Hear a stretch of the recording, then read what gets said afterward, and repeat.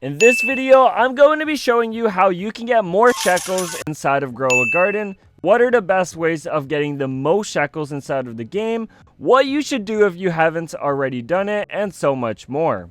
First, it is important to know that even a brand new player inside of the game can earn tons of shekels doing this, so make sure to watch to the end so you don't miss out on any of these strategies that will boost the amount of shekels you earn. Anyways, let's get right into this video. So the first method of getting shekels will be particularly focused on the bamboo plant, in which this will most likely help new players. Now, the reason being is bamboo is particularly a cheap plant to get inside of the game, in which you can get inside of the seed shop.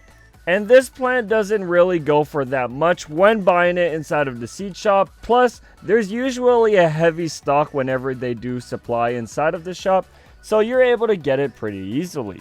And the second thing with bamboo is this thing typically grows very tall, as you can see right here, in which you are able to sell them for a lot more shekels. And as you can see, I have a ton of mutations on them, which obviously will boost the value of the bamboo. So I would suggest buying as many bamboo and planting that particular seed inside of the game as much as possible, because it will give you the best return on investment inside of Grow a Garden. Now, the next thing you should do inside of the game, especially if you already have a decent plant or a decent seed, is going to be called the sprinkler method. And here's how it works. First, what you want to do is go over to the seed shop, in which you will eventually be able to find yourself some sprinklers if you visit enough, as I've done right here. And the best recommendation for you is to buy every single sprinkler inside of the game. And here's how you want to put them down in order to maximize on the size of your fruit, which will maximize on the amount of profits you make when you sell them for shekels. Now, as you can see, I already have a pretty full garden, but if you did not have a full garden, the best way of making the most profit is by putting down a particular amount of sprinklers inside of your garden at a time. Obviously, you can put down one sprinkler at a time, but if you put down multiple sprinklers and you put down a certain quantity of them, your fruits will just grow much bigger, and your plants may also get affected also. Now, unfortunately, I did have a few of my plants stolen from me, so it does look like my garden is pretty dead right now. But typically, doing this method will grow you a very big fruit like this watermelon right here, if not even bigger.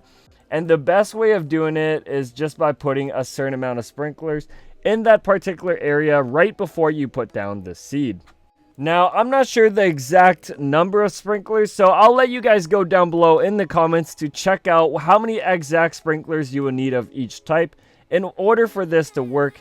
And someone who has played the game more often will most likely comment down below the amount of sprinklers you need, but this method should be very helpful for those who don't already know about it. Now, the next thing you want to do inside of the game is actually go over to the pet egg shop and buy up every single common egg. The reason for buying the common egg is because you are going to use them inside of your garden, in which you are going to make profit out of. And here's how you can do it. First, in case you didn't know, inside of Grow a Garden, they will now be adding in a trading system in which you will be able to trade pets for shekels and other stuff in between.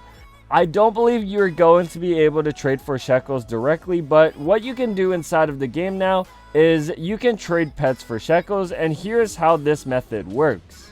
So, as you can see by all my pets I have put down in my garden, there's an age beside the pet in which indicates how old or what level your pet is. And how this method works is pretty simple, in which you will be taking that egg and putting it down somewhere inside of your garden, like I've done with this bug egg. Then, once you hatch your egg, you will receive a pet, in which the purpose of having that pet is going to be very straightforward. And as I've mentioned earlier about the age, what you're going to do inside of the game is put your pet down inside of your garden, and remember to feed it, of course, so it ages faster. And then once it reaches a certain age inside of the game, what you would do is you will take that pet, trade it for a bigger fruit or a fruit that has a lot of shekels value, and that's how you will earn yourself tons of shekels doing this particular method. It's very straightforward. It does earn more or less depending on how much people desire of that level.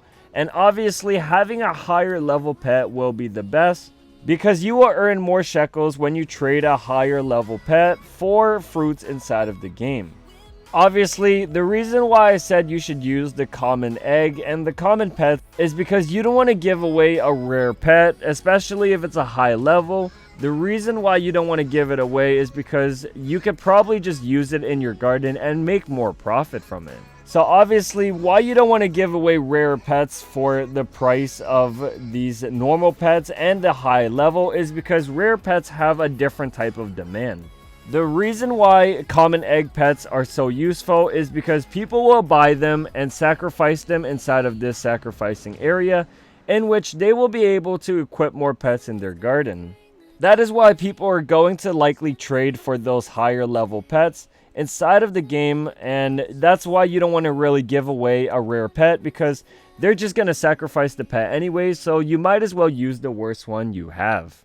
Now, the next strategy you could do inside of the game to get more shekels is by having your game running AFK overnight and during event updates. And the reason why you want to do this is because if you run your game AFK overnight, you're likely going to get a lot of different mutations. Some of these mutations could be something simple like windstruck or shocked, but if you run the game overnight AFK a lot, you're likely going to get more rare ones like sun-dried or even celestial, voidstruck, or aurora.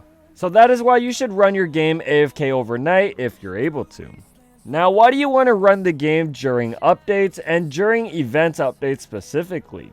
Well, inside of Grow a Garden, administrators and the owner Jendao himself typically runs tons of different mutation events right before and right after an update. The reason being is they want to entice people to obviously check out the update, and because they want to maintain player count.